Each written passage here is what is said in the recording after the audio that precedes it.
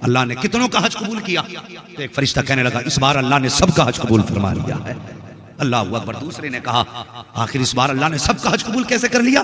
تو وہ کہنے لگا کہ ایک ایسا بھی حاجی ہے جو حج کرنے نہیں آیا لیکن اللہ نے اس کی برکت سے 2 لاکھ لوگوں کا حج قبول فرما لیا ہے۔ خواجہ قطب الدین بختیار کاکی کہتے میرے دل میں حسرت جاگ گئی، ایسا کون ہے جو چل کے مدینے تک نہ آیا، جس نے حرم کا طواف بھی نہ کیا، اور اس کے آئے بغیر اس کی برکت سے اللہ نے 2 لوگوں کا حج قبول کر لیا۔ اٹھے فرشتوں کے پاس گئے، اس کا پتہ بتاؤ کہ کہاں رہتا ہے؟ فرشتوں نے بتایا بغداد کی جا کر کے شہر کے قریب فلاں بستی میں رہتا ہے۔ اللہ اکبر۔ لوگ کہنے لگے چلیں گھر، آپ فرمانے لگے گھر بعد میں جاؤں گا، رب کے محبوب بندے کی زیارت پہلے کر کے آؤں گا۔ آپ نے سفر کیا اور اس بستی میں پہنچے جہاں کا حوالہ فرشتوں نے دیا تھا۔ آپ نے جا کے نام بتایا، نام کا کوئی شخص آپ کی بستی میں ہے؟ لوگوں نے کہا کیا کرو گے؟ کہا مجھے اس سے ملنا ہے۔ کہا آپ اس سے ملو گے؟ اس سے بڑا بدبخت تو کوئی ہو ہی نہیں سکتا۔ اتنا سنا آپ کی آنکھ میں آنسو آ گئے، فرمانے لگے لوگوں تم نہیں جانتے اس کے بارے میں جتنا میں جانتا ہوں، اسے گالی نہ دو۔ کہا حضرت جی بات گالی کی نہیں، یہ وہ بدبخت ہے جو منظوری کے باوجود نہ گیا، اسے گالی نہ دے تو کیا کہے؟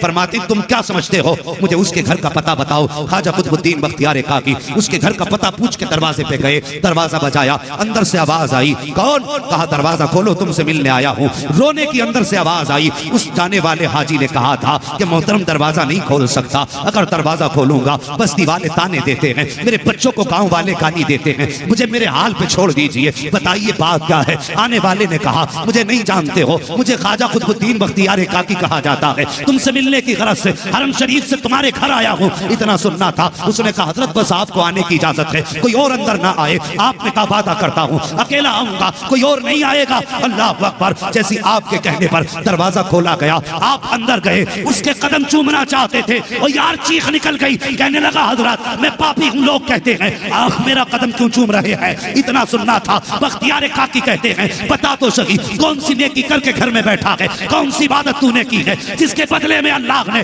2 لاکھ حاجیوں کا حج قبول فرما لیا ہے؟ اتنا سننا تھا، چیخ نکل جاتی ہے، رو کے کہتا حضرت جی یہ بات دوبارہ مت کہہ دینا، ابھی تو گاؤں والے گالی دے رہے ہیں، پھر گھر میں آ کے ماریں گے، یہ کیسی بات آپ نے کر دی ہے؟ آپ فرماتے ہیں سن، میں نے اپنے کانوں سے سنا ہے، خدا نے تیری برکت سے 2 لاکھ حاجیوں کا حج قبول فرما لیا ہے۔ اتنا سننا تھا، رو کے کہتا حضرت واپس چلے جائیں، میری بستی میں کسی کو یہ بات نہ بتانا کہ اللہ نے میرے اس عمل کے بدلے میں، میرے اس نیکی کے بدلے میں، میرے حج کے بدلے میں 2 لاکھ حاجیوں کا حج قبول کیا ہے۔ اس نے قسم دے کر کے واپس کیا، مگر خیال تھا یا اللہ یہ کیا ہو گیا، میں تو حج کو بھی نہیں گیا، میرے بدلے میں، میرے صدقے میں 2 لاکھ حاجیوں کا حج کیسے قبول ہو سکتا ہے؟ یہ سوچتے سوچتے آنکھ لگی ہے، خواب میں مصطفیٰ تشریف لے آتے ہیں۔ عجیب منظر تھا، ایک بادل مدینے کی زمین سے اٹھا اور غلام کے آنگن میں برسا، اور نور کی برسات میں جو چاند چمکا تھا، دنیا عبداللہ کا لاڈلا کہتی ہے، فاطمہ کا بابا کہتی ہے، جیسی وہ چاندنی چھٹی ہے، حضور کا جلوہ سامنے تھا،